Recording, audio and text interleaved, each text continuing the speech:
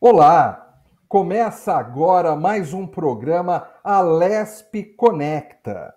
E o tema de hoje é neurociência no varejo. Para conversar sobre este tema, eu recebo o especialista em marketing, especialista em comportamento do consumidor e também professor do IBMEC São Paulo, Roberto Falcão. Olá, professor Falcão, seja bem-vindo ao Alesp Conecta. Olá, Fábio. Um prazer estar aqui com vocês. Um prazer falar um pouco sobre esse tema que é tão interessante e que vem ganhando tanta repercussão nos últimos anos. Espero que seja muito proveitoso para todo mundo, para a nossa audiência. Professor, eu quero começar esse nosso bate-papo pedindo ao senhor que faça uma conceituação do que é neurociência. A pessoa que está em casa nos assistindo e nunca escutou falar nesse termo, o que quer dizer exatamente neurociência? Excelente pergunta, Fábio. É um conceito que não tem nada de muito novo, né? Ele já tem em torno de 100 anos, que pesquisadores, que interessados, que profissionais de mercado vêm estudando. Começou na área de medicina, né, com pessoas que buscavam compreender melhor o funcionamento do cérebro, e cada vez mais a área de negócios, a área de comércio, de administração foi se apropriando desse conceito. Né? E o que ele envolve? Ele envolve um entendimento de como o cérebro humano funciona e de como a gente pode gerar estímulos, provocações para direcionar, para conduzir esse comportamento das pessoas. Né? Isso pode ser feito das formas mais diversas. A gente pode querer estimular um comportamento para intensificar compras, a gente pode estimular um comportamento para aumentar a permanência da pessoa num espaço, a gente pode conduzir um consumidor por determinados corredores se a gente tem um varejo mais amplo. Né? Enfim, então, essa área da neurociência basicamente é uma apropriação da neurociência, da área médica mesmo, para a área de negócios, que tem o intuito de compreender o funcionamento do cérebro humano. Né? E aí, claro, se beneficiar disso. Como eu disse, gerando mais vendas, gerando um relacionamento mais duradouro e assim por diante. E professor, o senhor falou que a neurociência não é algo novo, existe aí há mais de 100 anos. Quando mais ou menos ela começou a ser usada pelo varejo e quando ela começou a ser usada, já foi de uma forma proposital, o varejo entendendo os benefícios que ele teria com a neurociência, ou foi uma coisa até certo ponto involuntária? Vamos lá, Fabio. A gente não tem uma data precisa, né? Os estudiosos arriscam dizer que mais ou menos na virada do século XIX para o século XX já se utilizava, desculpa, do século XVIII para o século XIX já se utilizava traços da neurociência. Né? Então, começo dos anos 1900. Registro mesmo na área de negócios, né? Desde a década de 60 a gente já tem algumas coisas a respeito. Né? Tem livros muito bons de pesquisa de marketing, por exemplo, do Boyd e do Westphal. Né? Eles já falavam de eye tracking, né? Que é uma técnica de você monitorar o movimento dos olhos.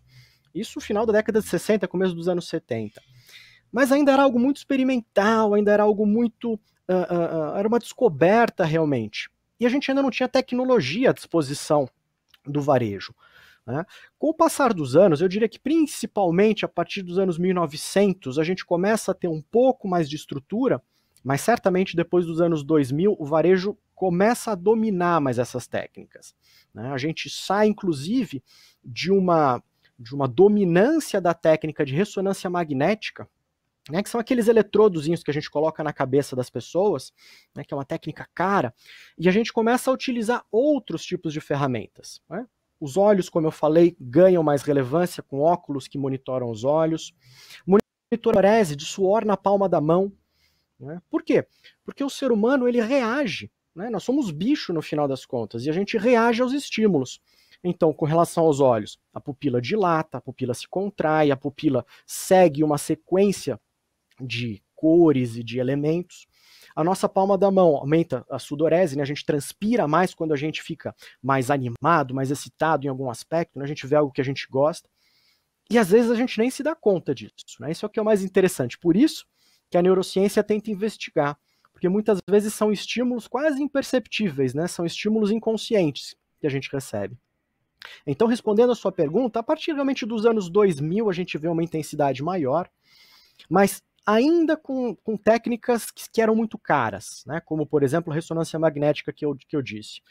E nessa época, muitas pessoas, muitos profissionais e acadêmicos da área de marketing, eles não acreditavam muito que essa técnica fosse ganhar importância. Por quê? Por ser cara, ela não permitia que você investigasse muitos consumidores. Então você ficava limitado a um conjunto ali de poucas pessoas. Né? E o que se indagava é, será que essas poucas pessoas vão representar o comportamento da massa, o comportamento do público em geral? E aos poucos, como é evidente, né, inclusive estamos aqui falando sobre o tema, essa técnica, essa ferramenta começou a ganhar mais importância. Cada vez mais a gente percebe uma introdução das consequências dessa técnica, que é todo o braço de marketing experiencial, né, no varejo, no desenvolvimento de novos produtos, na geração de relacionamentos e manutenção de relacionamentos entre marcas e pessoas. Professor, eu lembro que na época da faculdade, né, quando eu fiz jornalismo, muito se estudava ali na comunicação a relação das cores nos ambientes de varejo. Até o McDonald's acaba sendo um case bastante utilizado. Quando a gente fala dessa coisa das cores ali, cores que faz com que a pessoa fique mais tempo, fique menos tempo, isso já é a utilização da neurociência? Certamente, Fabio, certamente, né? A neurociência, ela analisa como que o nosso cérebro reage, né? E o nosso cérebro, ele tende a reagir por qualquer um dos nossos 5 sentidos, né? Então pode ser visual, pode ser olfativo, pode ser com relação ao paladar, pode ser tátil, pode ser auditivo. As cores, com certeza, têm uma representação muito importante. Né? Dentro da área de marketing, dentro da área de comunicação, existe uma área de estudo específica que se dedica a isso, que é a semiótica e a psicologia das cores, né? Que tenta entender os símbolos, o que eles representam, como esses símbolos influenciam. A gente tem algumas pessoas importantes na área, a professora Clotilde Pérez, por exemplo, da USP, né? É um nome muito importante em semiótica. Né? E as cores especificamente, certeza. Se você pegar os principais varejos de fast food, você vai reparar que eles usam de forma recorrente vermelho e amarelo. Né? São cores que estimulam o apetite, são cores que ao mesmo tempo não são tão convidativas assim. Né? Então, eu quero vender, mas eu não quero que você fique muito tempo dentro do meu espaço, porque eu quero giro. Né? Então você vem, compra, come e tchau e bênção. Né? Essas lojas, inclusive, normalmente, têm músicas ambientes mais agitadas, que é para a pessoa não baixar. Né? Os tons não são amadeirados, o cheiro não é tão convidativo, são todos os estímulos que compõem. E as cores talvez seja uma das áreas mais antigas, talvez seja uma das áreas mais intuitivas para a gente trabalhar. Né? Porque ela já aparece desde a marca da empresa, a fachada da empresa. Isso realmente, cada cor gera alguns estímulos, algumas emoções específicas. Isso, inclusive, professor, quando a pessoa está pensando... Diga. Não, pode concluir o raciocínio, por gentileza. As cores, Fabio, inclusive, precisam ser avaliadas quando a gente está desenvolvendo a nossa marca. Né? Que marca eu vou utilizar? E cada tom de cor remete a uma coisa específica. Veja, por exemplo, tecnologia normalmente está relacionada a azul, medicina tem muitas coisas em tons de verde e assim por diante. Então, bem lembrado, cores são muito importantes. Agora, professor, eu quero pegar o gancho nisso que o senhor falou das emoções. Porque hoje em dia a gente escuta muito especialistas em varejo falarem que precisa ser vendido experiências para os consumidores. Essa palavra é repetida inúmeras vezes. O fato de o varejo hoje querer focar tanto em experiências, além dos próprios produtos, além da prestação de serviço, faz com que a neurociência ganhe ainda mais força junto ao varejo? Certamente, Fabio.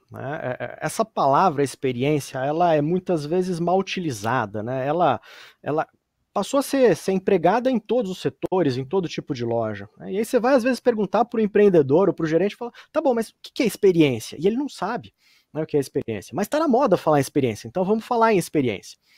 A gente pode definir experiência de uma forma muito simples. Experiência é o conjunto de sensações e emoções que o consumidor, que o ser humano tem à medida em que ele se relaciona com alguma coisa. Então, ao longo da jornada do consumidor, ele vai ter diferentes sensações e emoções. Isso é experiência. A experiência não é só o consumo do produto, mas é o que você sentiu, por exemplo, quando você entrou pela primeira vez no site da empresa, o que você sentiu quando você colocou os seus pés numa loja física, como você se sentiu e como você reagiu ao contato telefônico. Então, tudo isso vai influenciar essa experiência. E eu gosto muito de falar para os meus alunos que a experiência é como se fosse um quebra-cabeça, que está na mente dos consumidores. E assim como qualquer quebra-cabeça, ele tem um monte de pecinhas. Cada uma dessas pecinhas vão criar uma percepção, vão criar uma opinião sobre aquele produto, aquela marca. Aí é que as empresas e marcas que são mais bem estabelecidas, são mais profissionais, elas têm vantagem, porque elas acrescentam essas pecinhas do neuromarketing, essas pecinhas da experiência. Então eu não só vou ter um produto muito bom e pessoas bem treinadas, mas eu vou ter um cheiro agradável, eu vou ter uma temperatura adequada, eu vou ter um som ambiente que condiz com o que eu quero passar de sensações e assim por diante. Então esse quebra-cabeça ele vai se formando na cabeça do cliente e a cada vez que a pessoa pensar num produto, esse quebra-cabeça vai vir à mente. Se ele é uma imagem bonita, é uma imagem agradável, é provável que ele recompre. Se esse quebra-cabeça forma uma imagem que não foi agradável, provavelmente o cliente não volte mais a consumir dessa marca, dessa empresa. Então, a neurociência certamente entra nisso, e já há muitos anos a gente fala da experiência. A gente vive hoje o que se chama economia da experiência. Não é mais a economia de produtos simples, de commodities, não é mais a economia de produtos sofisticados, não é mais a economia de serviço. É uma economia que precisa se preocupar, como eu disse, com toda a jornada. Então, se eu sou uma empresa, eu não posso simplesmente ter um produto tecnicamente maravilhoso. Eu preciso ter tudo bem pensado, tudo amarrado, tudo condizendo com o meu posicionamento, com a minha construção de marca, a minha identidade. E quanto mais eu entendo de consumidor, mais eu consigo criar essa amarração. Então, certamente, experiência é a palavra do momento. Agora, professor, nesse jogo entre empresas e consumidores, nessa conquista por meio da neurociência, o consumidor, o cliente, ele contribui nesse jogo sempre de forma involuntária, ou às vezes ele percebe que está sendo estudado, ele percebe que que ele está contribuindo de alguma forma para que as empresas saibam os gostos dele, saibam as preferências dele? Tem os dois casos, Via de regra, até para eu compreender bem o comportamento do consumidor, o ideal é que ele não saiba o que eu estou manipulando. Dentro dessa área de neurociência, a gente faz experimentos. Esse tipo de pesquisa se chama experimento em marketing. Se o consumidor tem plena consciência do que eu estou variando para ver a resposta dele, provavelmente ele não vai reagir de forma natural. Esse, inclusive, é um risco, é um problema da neurociência. Eu coloco o cidadão com um monte de eletrodos na cabeça, será que ele vai reagir do mesmo jeito que ele reagiria dentro de um supermercado, dentro de uma loja? Provavelmente não. Então, o ideal é que eu consiga mensurar e avaliar sem essa consciência. Mas é natural que em alguns momentos o consumidor perceba, fala, olha só, a empresa está testando aqui, esse aqui, está testando um cheirinho. Às vezes é óbvio, a loja convida, fala, vem cá, sente esse cheiro, o que você acha disso? Nos Estados Unidos, inclusive, é comum experiências em supermercados. O consumidor ele chegou na loja e ele é convidado a colocar um óculos durante todas as compras dele. E aí, então, esse óculos vai verificando quais corredores que esse cliente percorre, para onde ele olha, se é para cima, se é para baixo, como é que a pupila dele reage, se ela dilata, se ela se contrai. Então, nesses casos, o cliente, o consumidor, ele passa a ter consciência plena de que está acontecendo algum experimento. Isso não é ruim de tudo, mas, como eu disse, não é o melhor dos mundos. Às vezes a gente precisa ter essa consciência, até aceitação do consumidor de ser avaliado. E professor, hoje em dia a gente vive aqui a pandemia, o que fez que meio que houve uma aceleração no uso de ferramentas online, né? Muita coisa que antes, muitas compras, né? Que a gente fazia antes só na loja física, hoje a gente faz na loja online. Essa mudança pela qual passa o varejo no Brasil e no mundo, ela também afeta a forma de as empresas utilizarem a neurociência? Fabio, certamente afetam, né? Não é que a neurociência perca a importância, não. Mas essa digitalização dos canais de distribuição, das lojas, do comércio, né, eu perco neste momento, a gente não tem tecnologia para isso, para estimular, por exemplo, aspectos olfativos, né, para estimular aspectos degustativos, né, de paladar. Então, eu preciso trabalhar da melhor forma possível aspectos visuais, eu preciso trabalhar da melhor forma possível aspectos sonoros. Né? Os aspectos sonoros, por exemplo, que se chama branding por sons, né, ou em inglês sound branding, construção de marca por som, é algo muito importante. Vejam, por exemplo, a nossa principal plataforma de streaming, né, o Netflix, ele tem um barulhinho de tudum quando começam os filmes, aquilo não é por acaso. Né? Qualquer pessoa que já tenha interagido com o Netflix, depois escuta aquele som, ele imediatamente remete a memória dele à Netflix. Né? O próprio Windows, quando iniciava ou quando terminava, ele tinha lá um sonzinho. Né? Tantas ferramentas. Pensem em alguns jornais, né, da nossa principal emissora de televisão, aí, aquele jornal que passa às sextas-feiras à noite. Né? Ele tem uma trilha sonora de abertura, as pessoas imediatamente associam àquele programa. Né? Então, o som é muito forte. Né? O som fica na nossa cabeça com muita força. E a questão visual, ela entra muito com o que eu disse, que é o eye tracking, né? Que é o monitoramento dos olhos. Eu consigo, por meio da câmera de um notebook ou da câmera de um celular, observar como que cada consumidor, como cada usuário, ele se relaciona, como que ele interage com a minha página, né? Ou com o meu e-mail. E aí, então, eu posso estimular mais interação. Por exemplo, eu faço testes, né? Eu coloco um rosto numa peça de publicitária, numa peça de comunicação, e eu verifico se a pessoa olha para esse rosto. Né? Coloco um texto em cima, um texto embaixo, maior, menor, uso uma cor X ou Y, né? E vejo o que estimula mais que a pessoa aperte o botão, o que estimula mais que a pessoa permaneça no meu site navegando. Né? Então, a neurociência ela permanece no ambiente digital, mas com certeza no ambiente físico a gente ainda tem mais flexibilidade para utilizar essas investigações e esse conhecimento. Né? Passada a pandemia, Fábio, eu acredito que vai continuar consumindo com intensidade de forma digital, mas a gente vai resgatar um conceito que se chama phygital, né? Que é a junção do físico com o digital. E aí as empresas que souberem dominar esses canais múltiplos, né? O canal físico e o canal digital, elas vão deitar e rolar. Né? E realmente elas vão conduzir o consumidor por uma jornada que elas queiram. Eu vou até pegar o gancho nisso que o senhor está falando. Então, as empresas que dominarem essa junção do físico com o digital vão nadar de braçada. Já que as que por acaso ignorarem, que não se atualizarem a essa junção de plataformas, essas empresas correm um risco de, em muito pouco tempo, ficarem totalmente fora do time, né? Elas perderem uma relação afetiva com os consumidores e efetiva também, né? Com certeza, com certeza. Isso a gente já percebe agora. As que não souberam dominar minimamente uma presença digital, né, não souberam se relacionar com seus consumidores nesse ambiente digital imposto pela pandemia, elas perderam, né, elas perderam espaço. Dá para recuperar isso no futuro? Talvez dê, mas é mais difícil e cada vez fica mais difícil. Né? Como você bem falou, essa questão afetiva ela é muito forte.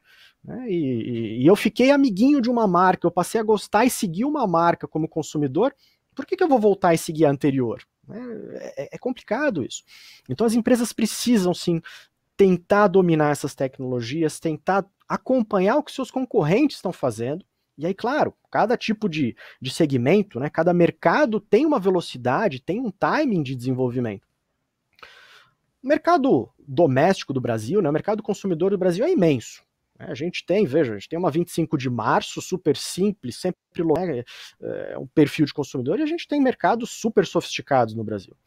Então não é que a empresa que não acompanhar vai quebrar, vai sumir, né? Talvez até aconteça, mas certamente as empresas que conseguirem desenvolver melhor esses aspectos mais emocionais, né, criar esses vínculos emocionais, elas vão se beneficiar, né? Elas vão ter relacionamentos mais fortes. Agora, professor, minutos atrás o senhor citou até o setor supermercadista. Quais outros setores, além, claro, do supermercadista, conseguiram se aproveitar e vem conseguindo se aproveitar bem da neurociência? E quais as particularidades desses setores, desses segmentos, para eles conseguirem fazer da neurociência uma ferramenta imprescindível para eles? Maravilha, Fábio. Eu diria que quase todos os setores conseguem se beneficiar, né? Veja, se a gente pegar brinquedos, a gente tem brinquedos que têm cheiros muito específicos, né? Massinha de criança, aquela marca Play-Doh, por exemplo, ela tem um cheiro específico, não é o cheiro da massinha, é um cheiro que foi criado para criar essa memória afetiva, né? Olfativa e afetiva. O setor alimentício, né? Pega o cereal, aqueles flocos crocantes. Aquela crocância é produzida em laboratório, ela não é por acaso, né? Então o alimento ele passa por testes para chegar naquilo. No setor de moda, né, existem peças que têm cheiros, que têm texturas específicas, a ponto de um consumidor fanático, existe uma marca americana de calça jeans, por exemplo, quem conhece essas calças, de olhos fechados, identifica qual é a calça, pela textura e pelo cheiro. Uma calça jeans, né? Setor automotivo, veja que caso curioso, né? A Mercedes-Benz, há alguns anos, ela contratou engenheiros para melhorar o produto do carro, o carro deles, né? O produto que eles comercializam. Não foi para melhorar motor, não foi para melhorar desempenho em termos de consumo, foi para melhorar desempenho sonoro. O barulho que a porta faz ao abrir e fechar. Chega a um nível de sofisticação, né? Chega a um nível de complexidade de desenvolvimento de produto que é assustador. Então, eu arrisco dizer, Fábio, que qualquer setor consegue enxergar alguma possibilidade, né? O setor joalherias, por exemplo, uma situação que acontece com uma certa recorrência, no balcão de pagamento você tem chocolatinhos, né, à disposição do consumidor. Por que chocolatinho? Porque o chocolate ele vira uma explosão de alegria, de euforia, ele libera hormônios de prazer no corpo. E aí justamente na hora que você vai desembolsar, que você vai pagar, que é um momento desagradável, você tem uma reação hormonal falando, ó, isso aqui é muito bom. Isso é neuromarketing aplicado ao varejo. Então, seja no produto físico, né, no bem, ou seja no ambiente de loja, dá para você se beneficiar de muitas formas, né? E conduzir o seu consumidor, como eu disse, do jeito que você quiser. Eu costumo brincar que a gente é como se nós fôssemos ratinhos de laboratório, né? E as empresas que conseguem trabalhar de forma mais profissional e sofisticada, elas nos conduzem, sem que a gente perceba. Enfim, são muitas possibilidades. Agora, professor, eu quero até pegar essa expressão que o senhor usou aí, de ratinho de laboratório, porque o senhor é um profissional de marketing, um profissional especialista em comportamento consumidor, um professor acadêmico, eu sou um jornalista, também um comunicador, e nós também somos consumidores. Então, quando o senhor fala, em determinado momento é sobre o ratinho de laboratório, por mais que sejamos especialistas nessa área de comunicação e marketing, mas nós somos consumidores o tempo todo. Como o senhor se sente, essa curiosidade que eu tenho, quando o senhor frequenta comércios, quando o senhor acessa sites, porque muitas vezes o senhor se pega ali passando pela chamada experiência, né? Como é que o senhor se sente em relação a isso? Eu brinco que eu sou um chato de galocha, Fabio, porque eu tô sempre prestando atenção nos detalhes, né? Eu tô sempre observando como é que querem me influenciar, como é que estão me direcionando. Tanto é que por uma questão ética eu não posso participar de pesquisas, né? Se uma empresa faz pesquisa eu não posso ser um entrevistado. Mas às vezes confesso que eu caio, sim, né? E aí quando eu vou ver eu tô tão envolvido naquela experiência que eu falo, nossa, os caras são bons, olha só, né? É a mesma coisa. Quando você vai ao cinema, eu ia ao cinema, né? Adorava ir ao cinema. Às vezes você se pega ali numa cena que você você tá sofrendo com o personagem, você tá angustiado com o personagem, e você sabe que é um ator, né, que é algo produzido, que aquilo não é real. Então, algumas empresas, elas conseguem muitas vezes criar essa ambientação, né, de teatro, de cinema, e eu fico feliz quando a empresa consegue me pegar, me fisgar sem que eu perceba, né? E acontece, sou ser humano, né? Por mais que realmente eu estude já há bastante tempo, trabalhe na área, acontece, tiro o chapéu, né? Tem empresas que realmente são muito boas na área. Professor do IBMEC São Paulo, Roberto Falcão, especialista em marketing, comportamento consumidor, eu quero agradecer a sua presença aqui no Alesp Conecta. Oi, Fabio. Eu que te agradeço, foi um prazer estar aqui.